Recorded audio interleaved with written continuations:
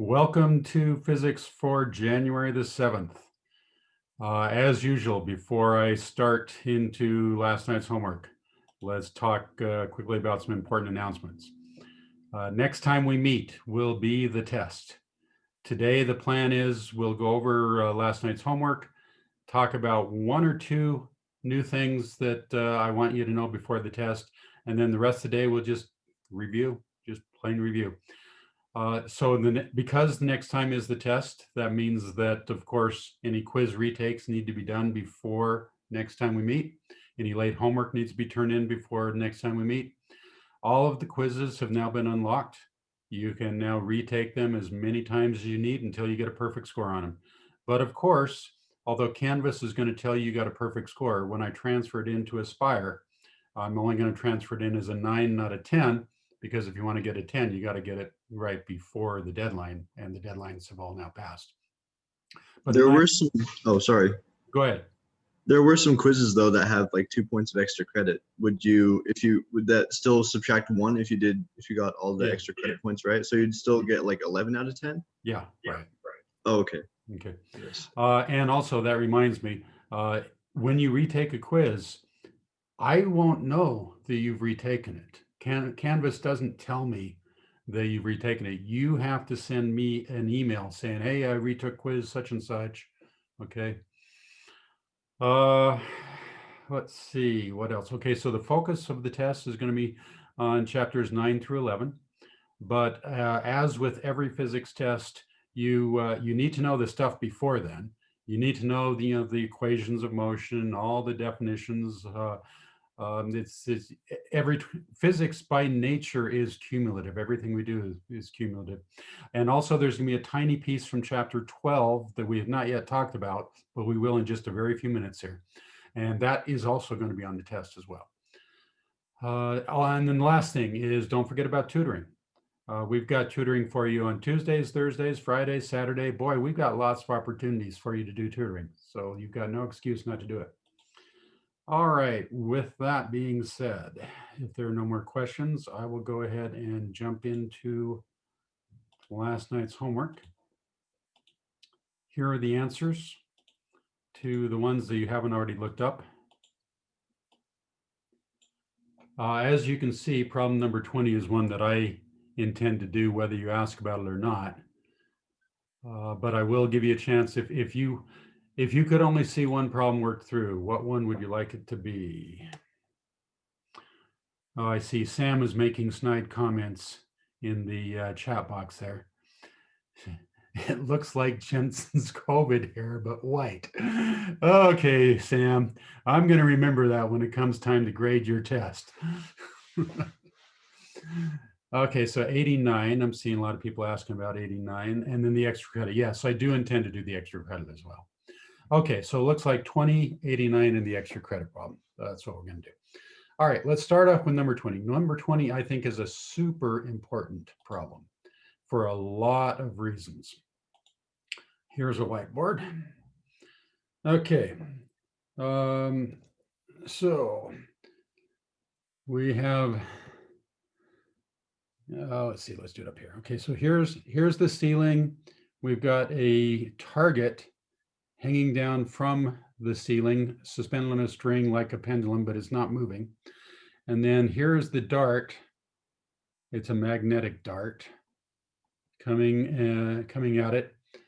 And so the dart is gonna hit the target and is gonna stick to the target. And then let me switch to a different color pen here for what happens next. So the dart then gives momentum to the target, and then it swings up to some height here. So swings up to some height h above where it used to be. And so by knowing what h is, we need to back calculate what was the initial velocity of the arrow. Now this is actually something that is used in real life. When gun manufacturers are trying to measure the exit velocity of the bullets from the guns, this is how they do it. They shoot the bullet into a little thing, this is called a ballistic pendulum. And so when the bullet embeds itself in the pendulum and then it causes it to swing up, and then knowing how high it went, you can calculate the velocity of the bullet to a high degree of accuracy. Now, some of you might say, well, we've got radar guns and everything. Why don't we just use radar guns? Well, we didn't used to. And so we had to use a ballistic pendulum. But even now, even in the days we have radar guns, these ballistic pendulums, they still give you great results. Let's see, I see somebody student just joined here. So let me mark him party and let him into the class. Okay. All right. So let's go back to our whiteboard. All right. This is a problem that we need to attack by breaking it up into pieces. And this is one of the reasons why I like this problem so much. Hopefully you guys remember the little speech I gave you earlier in the year, where I said, I realize that most of you are never going to be physicists, but learning how to solve difficult problems is crucially important, no matter what field you go into. And so this is a perfect example. What we're going to have to do in this case, we're going to have to take this fairly complicated problem. We're going to have to break it up into pieces. And so let's do that. So the first piece should be the collision. So let's say that we start our clock when the arrow is flying along here. And what we're going to do is we're going to stop the clock. So let's say this is T initial and T final. So we're going to stop the clock in that brief instant right after the collision has occurred. Now, it has not yet had time to swing up. Okay, so let me put an X through that. Okay, the collision has just barely occurred, and the combination of the target and the dart are now moving together, but it's only been an infinitesimal fraction of a second since then. That is going to be part one of the problem, and that's the collision. Right now, if we knew what the velocity of the arrow was before the collision occurred, and we know the mass of the arrow and we know the mass of the target, then we could figure out what V final was, right? But we don't know what the initial velocity is. Well, that's okay. But we know if we did, we could. All right, and then step two is when the pendulum swings. So let me just say the swing part of it. Okay, so with step two, what was that was supposed to be a T final there. What was T final for step one now becomes T initial for step two. So T initial, step two. All right. And so then step two is when it swings up. So that if we knew what the velocity of the target was in that brief instant right after the collision, then we could calculate how high it's going to swing. And so hopefully you realize that whenever you have a collision, the way to approach collisions is conservation of momentum. And when you have the swing, the way to approach swings is conservation of energy. All right. So if we knew the initial speed of the arrow, we could go through it in that order, but we don't. So what we're going to have to do is we're going to have to go through in reverse order, because what we do know is we do know how high the thing swung. So now our strategy then is we're going to say, okay, since we know how high the thing swung, that means we can back calculate to find out what was the velocity right before it swung. And then if we know that, then we can use the collision thing to go back and calculate what the initial velocity of the arrow was. So we're just going to work it in reverse, but we have to break it up into steps here. This is the kind of problem solving skill that you need to have no matter what field you go into. All right, so we're going to do it in reverse order. We're going to do step two first. So at the bottom here, my picture is getting pretty cluttered here. Let me clean up a few things here. All right. So at the bottom, we know that all of its energy is kinetic because it's down at the lowest level. So we've defined that as H equals 0. So we say sigma E at the bottom has to equal sigma E at the top. And at the bottom, all we have is kinetic energy. So 1/2 mv squared. The H is 0, so we don't have any potential energy. When we get up as high as we're ever going to go, then we stop momentarily. So we have no kinetic energy. All we have at that point is potential energy, mgh. Now, some of you are going to say, well, wait a minute, Mr. Hendricks, when the collision occurred, that was an inelastic collision, and some of our mechanical energy got converted into thermal energy. But I don't need to take that into account because I am starting the clock after the collision has occurred. Okay.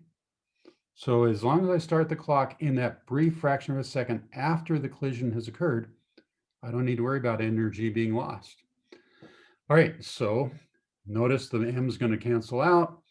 We know what h is. We're looking for v, so we multiply both sides by 2, take the square root, and what we get is v equals the square root of 2 times g times h. We know what planet we're on, so we know what g is. H is 12 centimeters. Now, this one's, you got to be careful. That one is centimeters. And anytime we're using an equation that's got g in it, it's got to be standard physics units. So when we put in h, it cannot be 12. It has to be 0.12 meters. So if some of you got the wrong answer, that could be what you did wrong. All right, so I want to do the square root of 2 times 9.8 times 0.12. And so what I get is v is 1.534.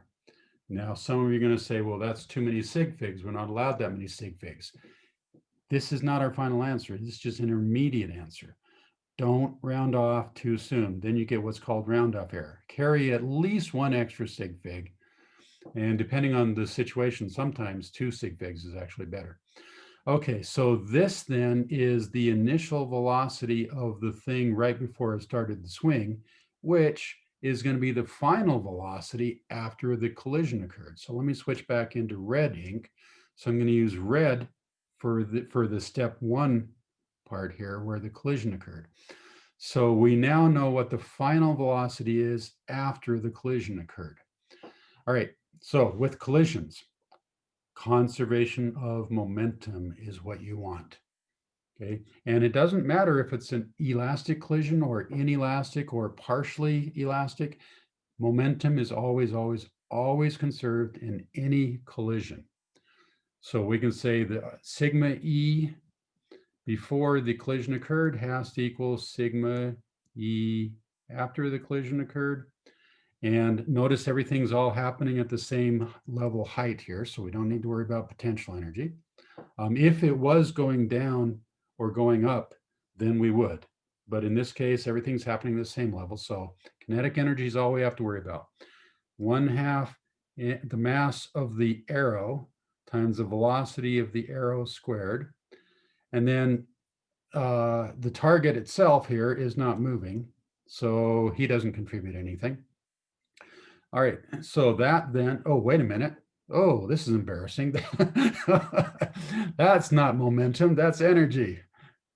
You guys need to speak up when I make silly mistakes like that. Okay, let's try that again. Momentum is what's conserved, not energy. That is really embarrassing. If you guys had spoken up, then I would have to be wearing the wig right now. So when I make silly mistakes like that, it's your job to catch me. Okay, so momentum is what's conserved in a collision, not energy. So that means that the mass of the arrow times the velocity of the arrow plus the momentum of the target, which is 0. Okay, so it doesn't come into play. That has to equal the total momentum after the crash. So after the crash, the two are stuck together. So we got the mass of the arrow plus the mass of the target together acting as one object times V final. And we know what V final is. All right, so what we're looking for is V initial. So the velocity of the arrow then equals the mass of the arrow plus the mass of the target working together as one times VF divided by the mass of the arrow. And there you go. So we know VF, we know the mass, we know that mass, we know that mass. So at this point is just plug and chug. And so let's go back to here. All right, so if we do everything right, we will get 46 meters per second. Okay. Are there any questions about how we did that? I'm really disappointed that nobody spoke up when I did a mistake there and did energy when I should have been doing momentum. You guys need to speak up. All right, the other problem that you wanted to see was 89, which I agree is a good problem to do. Let's see what we got here. Okay, so we've got the lab cart moving along and there's a spring in between them. Yeah, okay, that's a good one. I like that one. All right, let's see. All right. So here is the tabletop. We've got a cart here and another cart right next to it. And there in between them is a compressed spring. Okay, so what the person who set this up has done is they've taken these two carts, put a spring in between them, squeezed them together. So there is now energy stored in that spring. And tell you what, let's do. They don't talk about this in the problem, but I think it's a little easier to understand if we do it this way.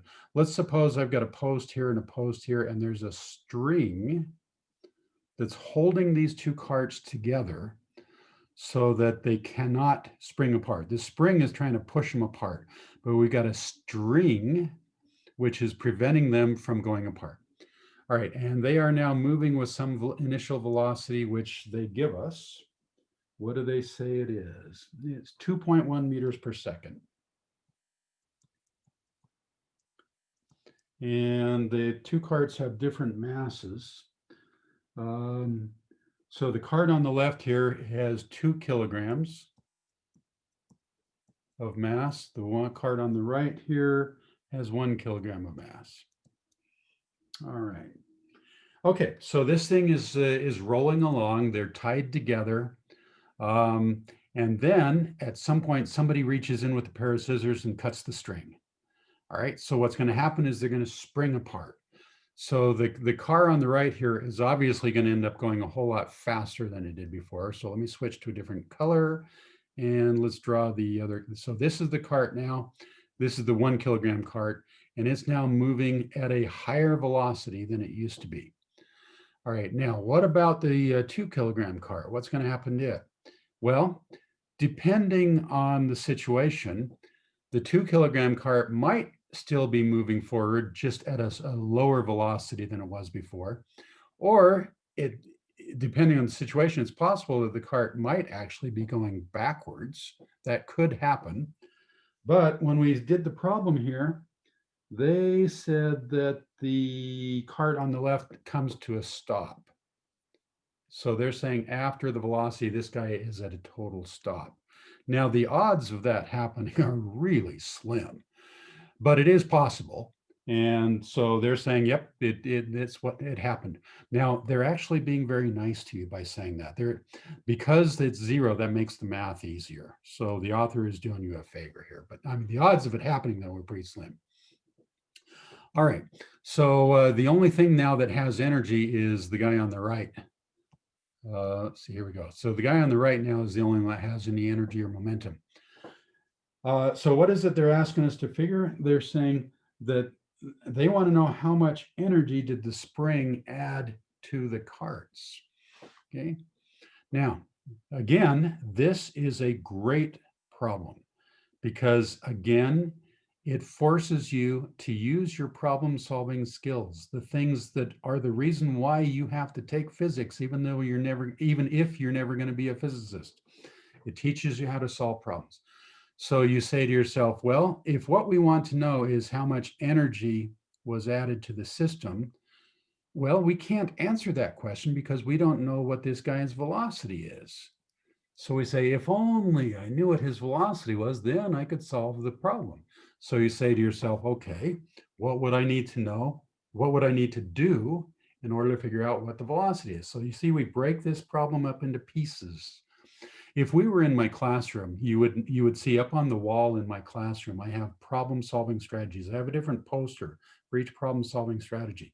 Breaking a problem up into pieces is one of my favorite problem-solving strategies. Okay, so then what we do is we say, all right, what we need to do is we need to come up with a way of figuring out what the velocity is. Once we know that, then we can find out what it is that we really care about. So how could we figure out the velocity? Well, what we have here is a collision in reverse. Okay, because a lot of the problems that we've done before, we had two objects that were both moving at different speeds, and then when they collide, they stick together. Well, this is just that in reverse. That's all it is. So if you've got a collision in reverse, what law of physics are you going to look for? Conservation of momentum. Momentum is always conserved in any collision. Doesn't matter if it's elastic or inelastic. All right, so what we'll do then is we'll say sigma p before the event happened has to equal sigma p after the event happened. And whoops, wrong one. Okay, let's clear a little space here. All right, so before the event happened, the two things were together as if they were one. So we got m1 plus m2 in parentheses acting as one object times the initial velocity has to equal the total momentum after the crash. So I'm going to say m1 v1 plus m2 v2, but this guy is 0. So the only thing that has momentum after the crash is this guy. All right, we know the masses. We know what the initial velocity is. We can therefore calculate what the final velocity is. And once we know that, then we can figure out what the energy is. All right, so let's go ahead and do it. So if we just divide both sides by m2, then this will be equal to the velocity that we want. So let's see, so 2 plus 1 is 3. So 3 times the initial velocity, which is 2.1, and then divide that by m2, which is just 1, right? Oh, I don't need a calculator for that. Okay. All right, so I'm thinking V final is, or V final is probably not the best thing to call it. Let's call it V2. Okay. So the velocity of that other cart there after the event has occurred is 6.3 meters per second. Okay, now that's not our final answer, but that's our intermediate answer. Okay, so now we can look to see what happened to the energy. So before the event happened, these two guys were moving together. So how much energy did they have? Well, it's all kinetic because it's all happening at the same level.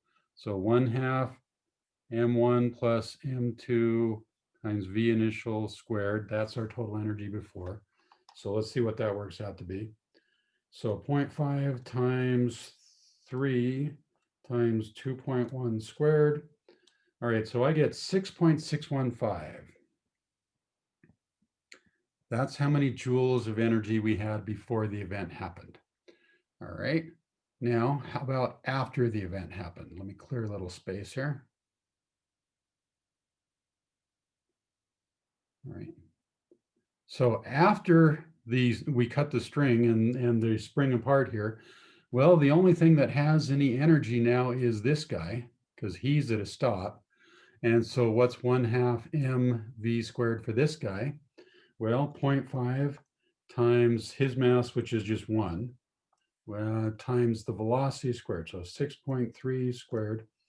Okay, so it looks like we now have 19.845, that's a 5, joules of energy. So this is how much energy we have after. This is how much energy we had before. You would say, wait a minute, looks like we broke the laws of physics. No, we didn't, because we also had some energy before that we didn't account for. So if we wanted to add up all the energy, we have to say the total energy is 6.615 plus whatever is the spring potential energy that was stored in that compressed spring. And so if that's what we're looking for, all we have to do is just divide that or subtract this out. So let's take this number minus that number, and that'll tell us how much energy the spring added. So if I subtract 6.615, so what I get is that the increase in energy, at least the increase in the kinetic energy, is 13.23 joules. So that is how much energy was stored in that compressed spring. All right. And hopefully that matches what we have on the answer sheet. That'll be very embarrassing if it doesn't. 13.2, very good. Okay, so I guess we were allowed 3 sig figs. Did all our input numbers have, oh, hey, this is interesting. This is a error in the book. If you look at the input numbers, you'll see they only have 2 sig figs. So shame on the author here. He should have only given us the answer in 2 sig figs, not 3 sig figs. I have to write a nasty letter to the author there. Okay. Let's see. I see somebody just typed something. Oh, disgusting. Yes, I agree with you. Yes. Okay. And then the other problem that I want to make sure that we work together is the extra credit problem, because I think there's a tremendous amount to be learned from working the extra credit problem. So let's do that one. So I've already got it in Desmos. So here it is. So you can see here what I did in Desmos. So let me just recreate it really quick here for you. So remember the way that this problem worked was we had 2 objects colliding and it was a perfectly elastic collision and everything happened at the same level. So we don't have to worry about potential energy. It's only kinetic energy. All right. So, well, first off, we know that momentum is always conserved. So if we do sigma p, then that gives us the momentum before, which is m1 v1 initial plus m2 v2 initial. So that has to equal the momentum afterwards, which is m1 v1 final plus m2 v2 final. All right, and let me go ahead and circle the things that we do not know. So all of the things that I have not circled, those are things that are given. We have numbers for them. The things we're looking for are V1 final and V2 final. All right, well, we got a problem. We got 2 unknowns, only 1 equation, rats. Ooh, if only there was another equation. Ah, there is, conservation of energy. All right, so conservation of energy tells us that however much kinetic energy we had before has to equal the kinetic energy after. And I like to get in the habit of saying plus other because I want you to think about it. All right, so before we had 1/2 m1 v1 initial squared plus 1/2 m2 v2 initial squared. And that has to equal the energy afterwards, which is 1/2 m1 v1 final squared plus 1/2 m2 v2 final squared plus other. I want you to get in the habit of writing plus other because I want you to think about it. Because in most of the collisions that you and I deal with in our daily lives, they are not perfectly elastic collisions. And so some of the energy gets converted into heat or sound or deformation or whatever. And you do have to take that into account. Now, in this particular problem, the problem statement does say that it's a perfectly elastic collision. So after writing plus other, now I can come back and cross it out. But if it wasn't perfectly elastic, I would not be able to cross it out. All right, so what have we got? Here's our 2 variables that we don't know. So 2 equations, 2 unknowns. From this point on, it's no longer a physics problem. Now it's just a math problem, and you're good at math, right? Well, it is a messy math problem. So what are we going to do? Well, first thing is I recognize down at the bottom, every one of those terms has a 1/2 in it. So I can multiply everything by 2 and those 1/2s just go away. And so now, how could I solve it? Well, elimination only works if they're linear equations. So I can't do that. Matrix math only works if they're linear equations. So I can't do that. All right, so all I can do then is substitution. Well, that's okay, we can handle it. All right, so what we're going to do is let's take the easiest equation, which is the top one, and let's solve that for V2F. And then wherever we see a V2F, we will then replace that with the thing that it's equal to. All right, so if I take this upper equation here and solve it for V2F, what I will get is this right here. This is V2 final. All right, and so then what I've done then is I've substituted that into here. And then also what I did was I moved everything over to the other side. So I have it all equals 0. So you see where it says y equals here? That's a lie. What I really want is I want 0 equals this. All right. So, but why did I put the y there? And what's the reason why I put the y there? Is because because Desmos needs it that way. In order to plot it in as Desmos, I have to write it in as y equals something, even though what I really care about is 0 equals something. Okay, so I put it in as y equals something. All right. So Miriam says, what happens if you put in 0? Then you just you won't get anything because Desmos can't graph it unless you put it in as y equals something. Okay, so what you see right here may not look like, in fact, tell you what, let me clear up my screen here and try it again. What you see right here is this. Now, it may not look like it because what I've done is I've simplified it, right? What I did was I looked at this and I said, well, all of those are just numbers. So let's just combine those together. So if you look up here, this is that. That's M1, that's M1 V1 initial. That's M2, that's V2 initial.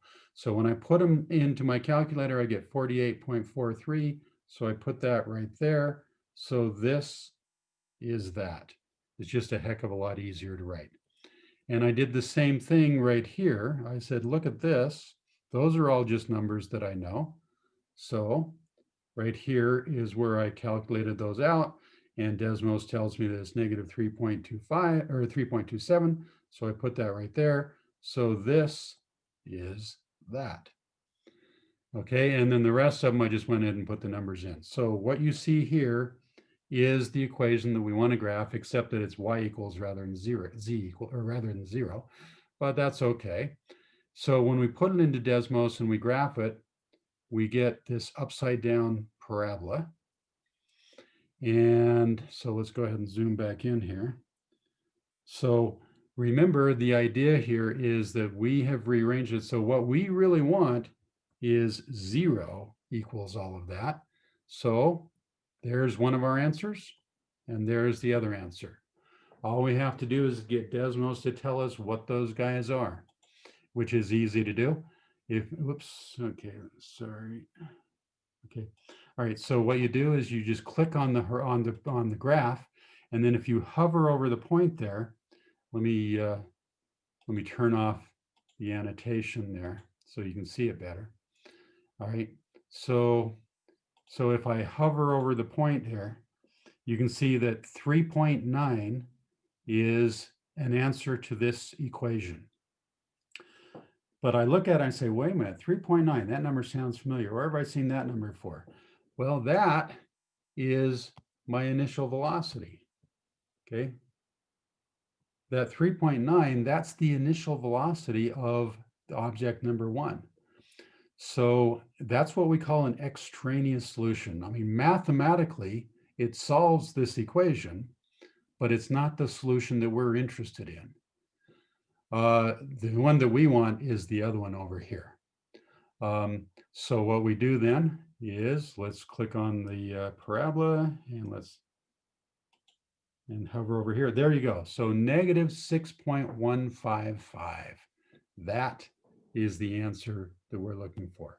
So V1 final is negative 6.155.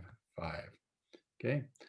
And the neat thing is that we can be completely sure that this is right because this answer here, the fact that this answer here is 3.9, which is our original here, that gives us confidence that we know that we did it right. Because as you can see, this is a really, really messy equation.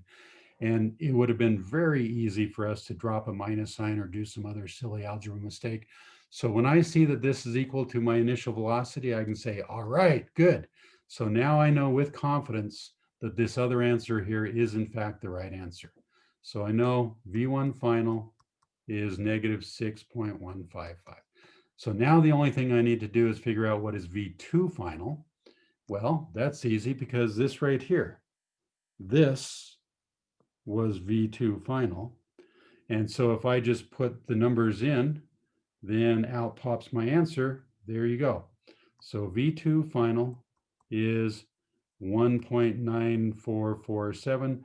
And so now all I have to do is just round off for sig figs because these are my final answers. So my final answer here is going to be negative 6.2 and positive 1.9. Those are my answers. All right. Now, what you have just seen here, using Desmos to solve this incredibly messy equation might very well be the most important thing you learn in physics. Because when you get out in the real world and you get a job trying to solve problems, what you're going to find is that they're not going to pay you the big bucks to solve easy problems. Yeah, if they're going to pay you a lot of money, they're going to expect you to solve difficult problems. Now, many of you know, but maybe not all of you, I have not been a teacher all of my career. I'm actually retired from my main job. I was an engineer in Silicon Valley for many, many years.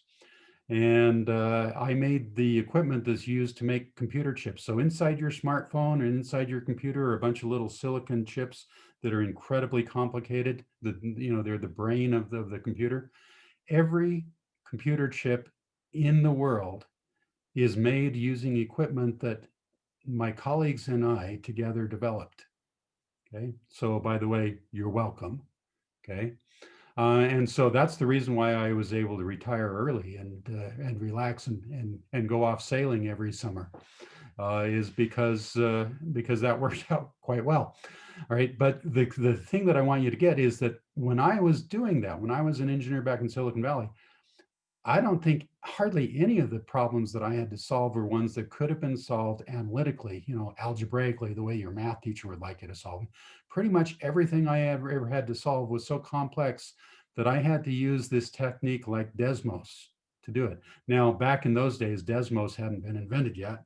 So I had to do it on my graphing calculator, but you can do it on a graphing calculator. You don't need Desmos. You can do the exact same thing on your graphing calculator that we just did. So learning how to solve really, really difficult equations like this might very well be the most important thing you learn in this class. So make sure you pay attention to that. All righty. Any questions about that before we start into the new stuff? Not seeing anything. So Jackson was worried that I missed a square on that last one, but no, it was in there. It was in there. Okay, so I trust, at least I hope, that you looked at the practice test. And you noticed that on problem number 19 of the practice test, I said, don't bother trying this one because you need to know something that we haven't yet talked about. Well, now is the time we're going to talk about it. So chapter 12 talks about thermal energy. We don't have time to talk about everything that's in chapter 12, even if it wasn't coronavirus. Even in a normal year, we just don't have time to talk about all the cool things that are in the book. But there is one thing in chapter 12 that I do always talk about, and I want you guys to get it too. And that is, if you have a bunch of thermal energy that, let's say that you've got a bullet coming along and it collides with the block of wood and it embeds itself in the wood. So it had a lot of kinetic energy before, and then afterwards, all the kinetic energy is gone. Where'd it go? Well, part of it went into deformation, but a lot of it just ends up as thermal energy. And what's going to happen is that the temperature is going to rise as a result. One thing that I want you to know how to do is how to calculate that temperature rise. And chapter 12 tells you how to do it. And there's really just one equation that you need to know. And this is it right here. Q equals mc delta T. It may look a little bit complicated, but it's actually really, really simple. So let me get a few windows out of the way here so I can do things a little easier. This equation right here. All right, so Q is the letter that's used that stands for how much energy you are putting in to whatever object it is that you're interested in. So let's suppose that I've got a block of plastic, and I can somehow put a bunch of energy into this plastic. And so I want to know what's the temperature going to do.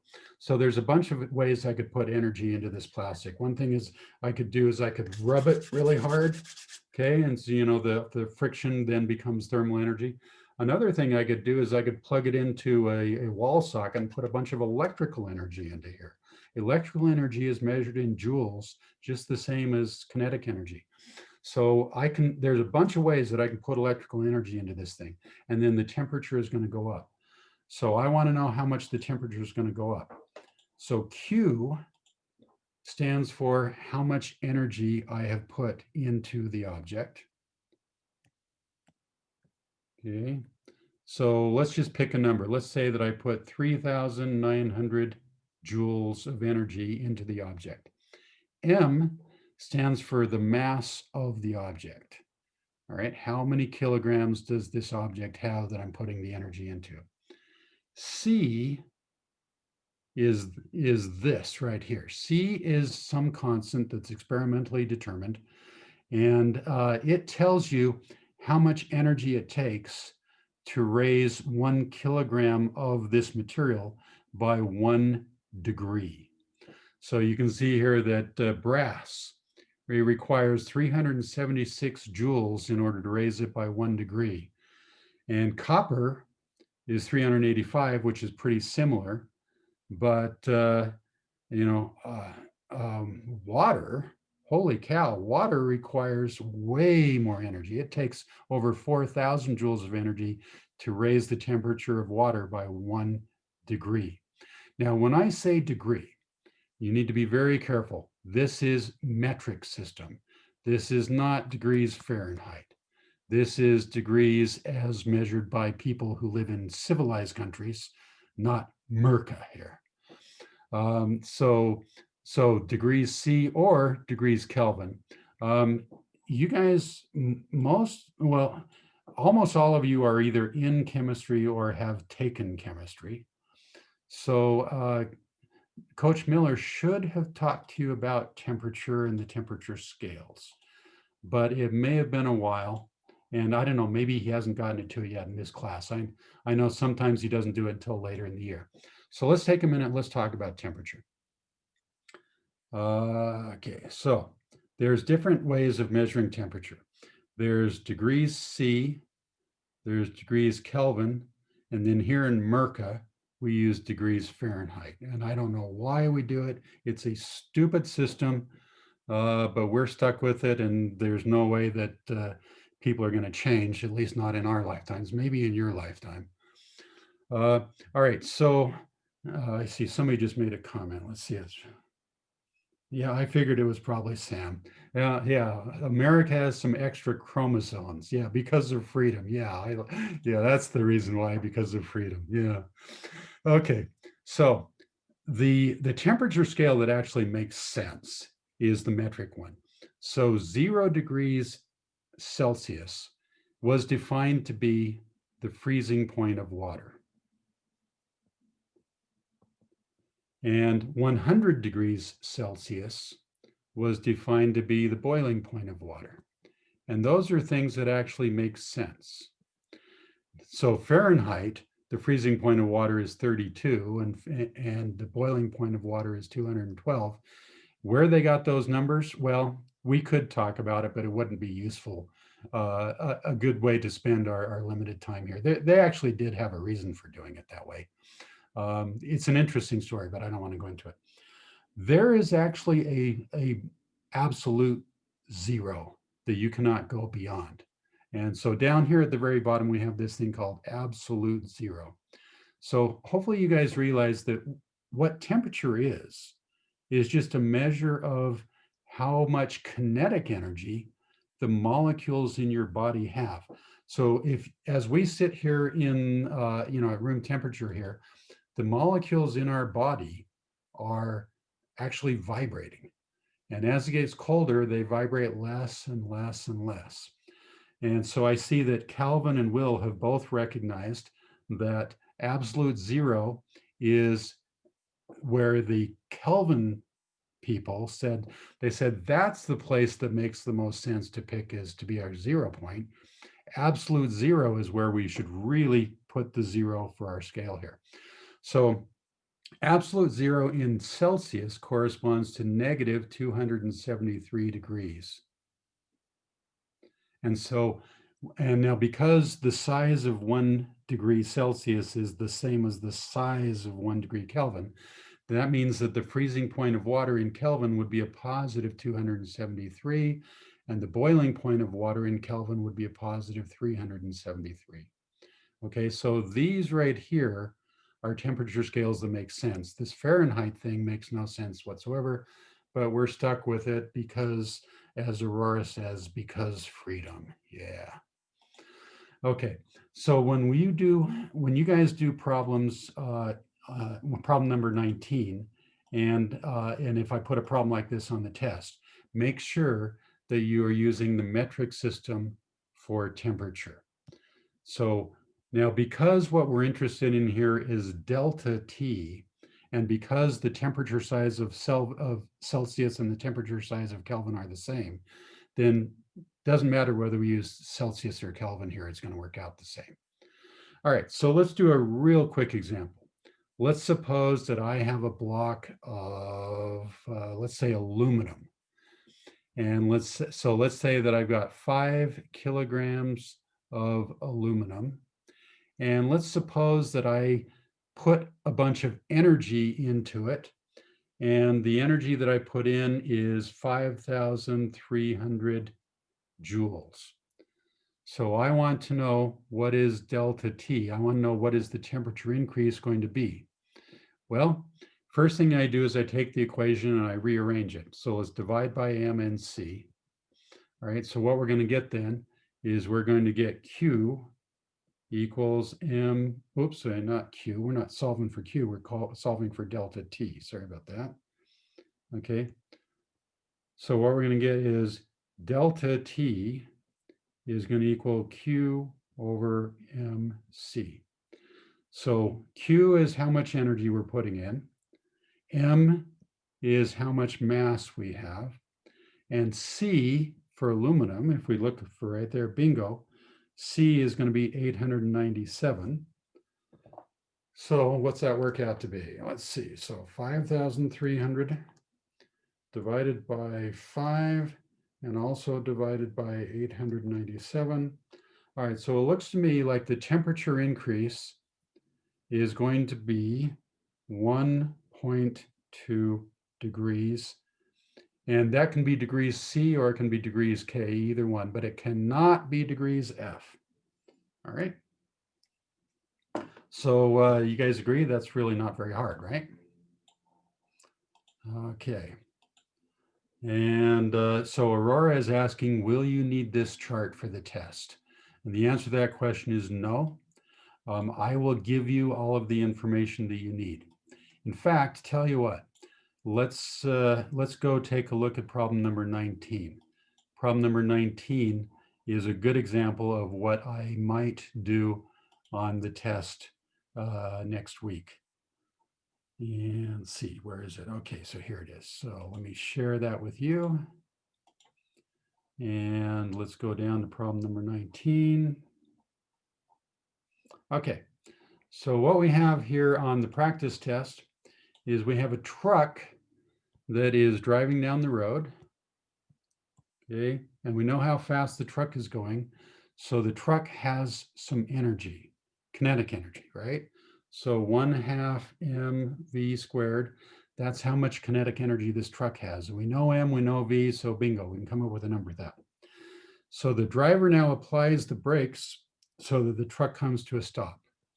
Now notice the truck comes to a stop without skidding. That is really, really important because think about what happens here. As the truck is driving down the road, the wheels are rolling. If you push the brakes so hard that the wheels lock up, where is the friction going to occur? Well, it's going to occur between the tire and the road. So as the tire slides along the road, the wheels are locked up, so it can't turn. So we're going to have friction between the rubber in your tire and the road. So where is the heating going to occur? Well, the rubber in your tire and the road. So your tires, the rubber is going to get really hot and the road is also going to get really hot. But that's not a good way to stop a car. The better way to stop a car is push on the brakes, but don't push so hard that the wheels lock up. So what happens then? Well, some of you may know, but others of you may not. The way that your brakes work is that inside the wheel, as the wheel is rotating, there is a piece of metal in there. Now, in some cars, it's shaped like a drum, but in most modern cars, it's shaped like a disc. So as the wheel turns, this disc turns with it. When you push on the brake pedal, what happens is there's a pad that is normally positioned really close to the disc, but not exactly. So they're not touching. So when the wheel is turning, this thing is rotating and everything's good. When you push on the brakes, the pad comes up and touches the disc. So now you have friction between the pad and the disc, and that is what causes the car to come to a stop. Okay. So in problem number 19, we're assuming that the disc and the pad together are made of iron, which is not exactly right, but I mean, the disc is made of iron, the pad maybe not so much, but let's keep it simple and let's assume that everything is made of iron. And so all of the friction now occurs between the pad and the disc. So your job is to figure out how much does the temperature increase for the pad and the disc. All right, so when we look at the problem here, you'll see that I've told you that we've got 4 brakes. Each one has a mass of 8.5 kilograms. So the total mass of all the brakes together is 34 kilograms, and the brakes are made of iron. And you'll notice that I even tell you the specific heat of iron is 450 joules per Kelvin or joules per kilogram per degree C, right? So I've given you all the information that I needed. Now, one thing I did not give you and give these students was I didn't give them this equation. I made them memorize the equation. But for you guys, I'm going to be a little bit nicer. Maybe because I like you guys better, or who knows, maybe I'm just getting soft in my old age. So not only will I tell you what the specific heat is, but I will also remind you what this equation is. Okay, just so you don't need to memorize it. All right, so from this point on, it's no longer a physics problem. Now it's just a math problem, and you're good at math, right? Okay, so the first thing to do is we need to figure out how much energy does the car have. So we need 1/2 mv squared, where the mass is the mass of the car, or I guess truck in this case. All right, so let's find out what that works out to be. So 1/2 times the mass, which is 3,200, times the velocity squared, which is 28 squared. Okay, so holy cow, it's over 1,000,000 joules. Can that be right? Yes, that can. That is a realistic number for how much energy a moving car or truck could have. Now, if it's a big semi truck, then it's going to be even more. But if it's a pickup truck or something, this is very realistic. Okay, so 1,254,400 joules. That is how much kinetic energy this car has, this truck has. Okay, so all of that energy is going to go into the brakes. I want to know how much is the temperature going to increase for those brakes. All right, so what do? Well, I take this equation and I rearrange it. So I get delta T equals Q over MC. This number here is the Q. Now be careful about the mass. Mass is the mass of the brakes, not the mass of the truck. All right, so the mass of the brakes was 34, so that goes there. And C is the specific heat of iron, which I told you is 450. So you put it in there. And when you do all the math, you get 82 degrees is the answer. But remember, this 82 degrees is delta T. It's not the final temperature. It's just how much the temperature changes. So I'm kind of curious here. What if the day is a nice spring day, so the temperature outside is basically the same as a typical room temperature. Those of you that have taken chemistry, hopefully you're familiar with all this temperature stuff. Anybody know off the top of your head what is room temperature in Celsius? Sounded like somebody was gonna, I think I know it in Kelvin. okay, Isn't it like 293 in Kelvin? very good, very good, yes. Okay, and so since Celsius is 273, different, That'd be 20 degrees then? 20 degrees, yeah. So somewhere in the low 20s. I mean, some people like it a little bit warmer. Some people prefer like 21 or 22. But so somewhere in the low 20s is room temperature. So let's say that our initial, oops, I got to turn on. Okay. So let's say our initial temperature is 20 degrees Kelvin. And then we increase that by 82 degrees. So that means our final temperature there is 102 degrees. I'm sorry, I said Kelvin, I meant Celsius. Okay. So our final temperature is 102 degrees Celsius. Well, hey, that is above the boiling point of water. Those breaks are so hot. If you touch them, you are going to get burned for sure. If you were to splash water on them, the water would immediately sizzle and boil off right on the spot there. Those breaks are really, really hot. Is that realistic? Would those breaks really be that hot? Well, I can tell you that a couple years ago, when I did this exact same problem with some previous students, one of the students raised his hand. He said, "Hey, Mr. Hendricks, I can tell you from firsthand experience that that is very realistic." Because this student, he worked at a auto mechanical shop place. And so one thing that the boss told him when he joined was, he said, when somebody pulls their car in and stops their car and you get underneath to start working on the car, do not touch the brakes for at least 5 minutes. Give them time to cool down because they are going to be really, really hot. And so, yeah, this is realistic. I see Calvin just mentioned this is why brakes catch fire. Yeah. Yeah, if you're not careful, your brakes can actually catch fire. They get really, really hot. Okay, so I think that's good. Any other questions about problem number 19? Not seeing any, not hearing any. Okay, so let's take a look at the rest of the problems on the practice test. All right, so if we go up the top, you'll see that I've done the same thing on this practice test that I've done on all the previous ones. The practice test was written back in the good old days before coronavirus. And the way that I gave tests back then was I always gave them in two parts. Part one was the stuff that I think students should have memorized. Okay, you shouldn't need to know all of these definitions, and you should be able to do really simple stuff without using a calculator. And so I made people do that back in the good old days. Now, I'm not going to do that for you next week. All right, so hopefully you guys remember the way the tests work here is that you will be allowed to use your cheat sheet. You will be allowed to use your entire notebook. You can even pick up the textbook and use the textbook if you want. You can even use the internet if you want, but I don't recommend it. Okay, because if you need to take the time to look in your textbook or look in the internet, that's going to be wasted time. That is, I have designed the test so it can only be done in the allotted time if you don't have to waste time looking stuff up in the book or in the internet.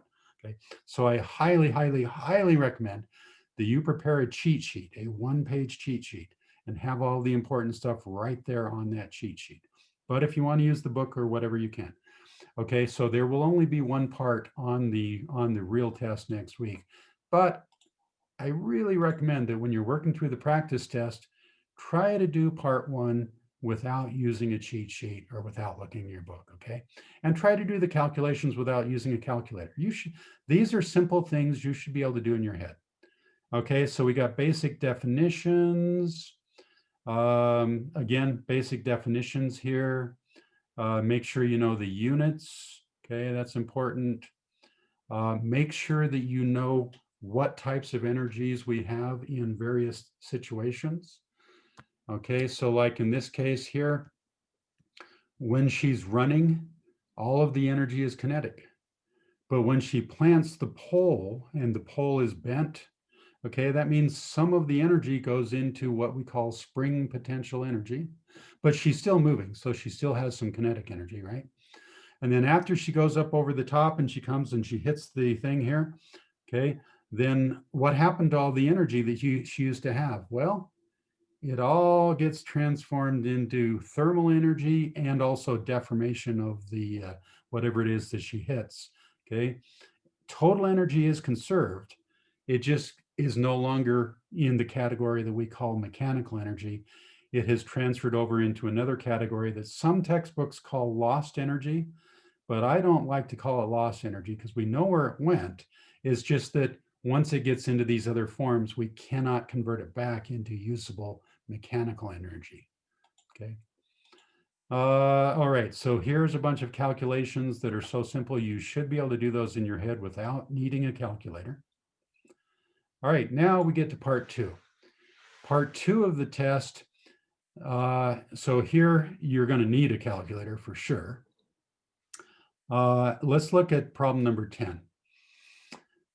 What we've got here is a machine. And I am expecting that you guys should be able to look at a picture of a machine, any machine, and just by looking at the picture, you should be able to calculate what the IMA of that machine is. Now, you might need to make a couple measurements, or at least you might need me to tell you, like, let's say it's a lever, okay? So the machine you've got is a lever, right? So in order to know the IMA of the machine, you're going to need to know how far it is from here to here and how far it is from here to here, okay? So assuming that I give you those numbers, you should be able to calculate the IMA of that machine. If it's a pulley, you should easily be able to calculate the IMA of the machine.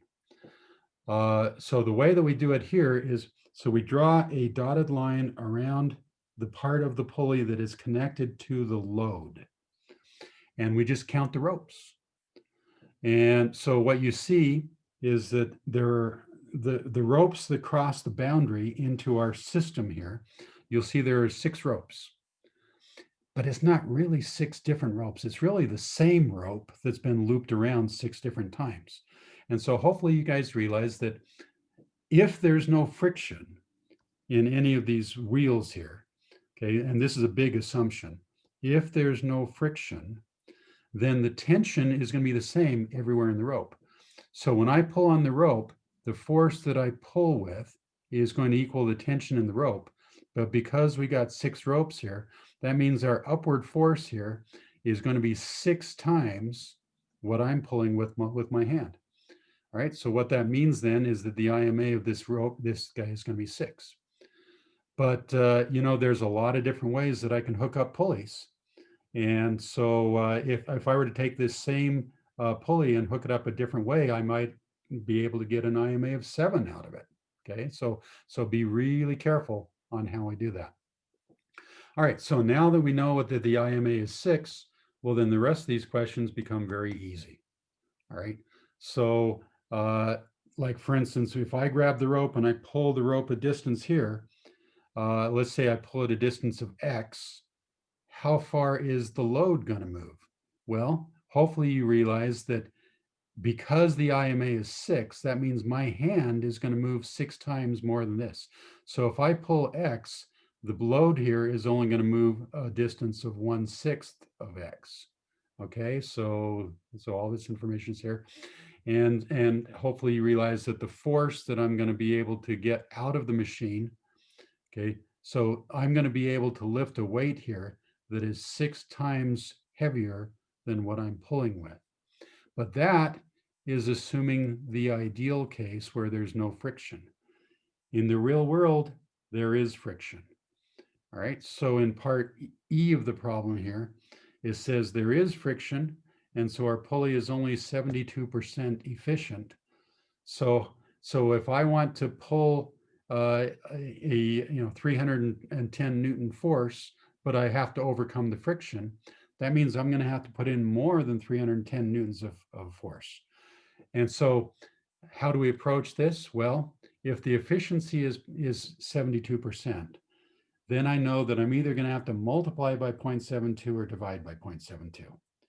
And if I know that the amount of force that I'm going to have to exert is going to be more, not less, then I know that multiplying by 0.72 is the wrong thing to do. Because if I take this force here and I multiply it by 0.72, I'm going to get a number that's smaller, not bigger.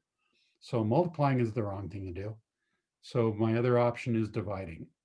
All right, so if I take 310 and divide it by the efficiency, that tells me how hard I have to pull.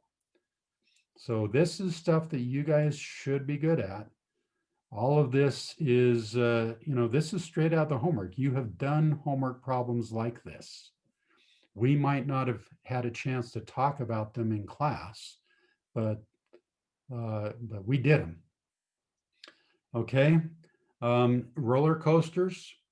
Okay, whenever you see a problem that's a roller coaster problem, you know conservation of energy is the way to go. Okay, but don't forget other, because there might be other.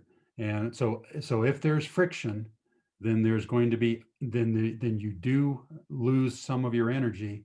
Some of your kinetic and potential energy is going to get converted into thermal energy. So be careful about that. But if it's frictionless, then that will not be the case. All right. Number 13, we've got a motor. So as long as you know the basic definitions here, you need to know what is power. Well, power is however much work we did divided by how much time it took. So the work we did is just, the force that we exerted, mg times the distance. All right. And then efficiency. Remember, if the motor is not 100% efficient, then the total amount of power that we need to put in, the total amount of electrical energy that we need to put in is going to be more than the ideal case, not less. So that means we need to divide by 0.63, not multiply by 0.63. So make sure you do a bunch of these problems, guys. All right, 14 and 15 are pretty straightforward. In 14, the force vector and the displacement vector are pointing the same direction, so you don't need to worry about cosine of theta. But in problem number 15, they're pointing in different directions, so you do need to worry about the cosine of theta. Problem number 16 is another simple machine. This time it's a ramp. You should have done problems like that. Shouldn't be difficult. Problem number 17 is one of my favorite problems. I've done this to you before, and I promise I'm going to do it again. Okay, so what I've done here is I've given you way too much information. I have flooded you with stuff that is not relevant to the problem. So what I'm testing for is to see, can you sort through this flood of useless information and pull out the pieces of information that are actually relevant? Okay, so get used to that. When you guys take the ACT, if you haven't already taken it, then you know that they love to do this on the ACT. They give you this big long paragraph that's got all sorts of information, and then afterwards they ask you questions, and most of the stuff that was in the paragraph is not relevant. What they're doing is they're trying to see, can you figure out what's important and what's not? All right, problem number 18 is a collision. So hopefully whenever you see the word collision, you know conservation of momentum is what you want.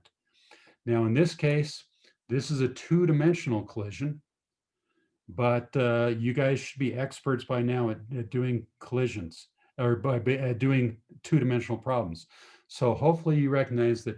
Look at the X direction, and then separately look at the Y direction. Okay, and so just if you ever have a funky vector, defunkify it. You can do all the X stuff separately, do all the Y stuff separately, and then at the end, once you've got your final answer, then go back and refunkify it back together again, and that will be your answer. So hopefully you guys are really, really good at working with two-dimensional problems by now. Number 19, we've already done. Number 20, we've got some impulse that we need to calculate the impulse, but this one's a little tricky because in this case, the force is changing. Okay, it starts off at 0 and it jumps up to 81. So how do you calculate force impulse when the force is changing? this right here, okay? Now, some of you are going to say, wait a minute, that's not fair. That's calculus. You don't need calculus. If I give you something like this, where it's a triangle, you don't need to use calculus to calculate the area under a triangle, under a curve like that. Okay. Now, if I were to give you a curve like this, where, so this is force and this is time, and let's say you've got some sort of a parabolic curve. Okay, to do that, you would need calculus. But I'm not going to do that to you. Everything that I give to you here would be something where you can calculate the area under the curve without knowing calculus. You just need to know, what does this symbol mean? In fact, okay.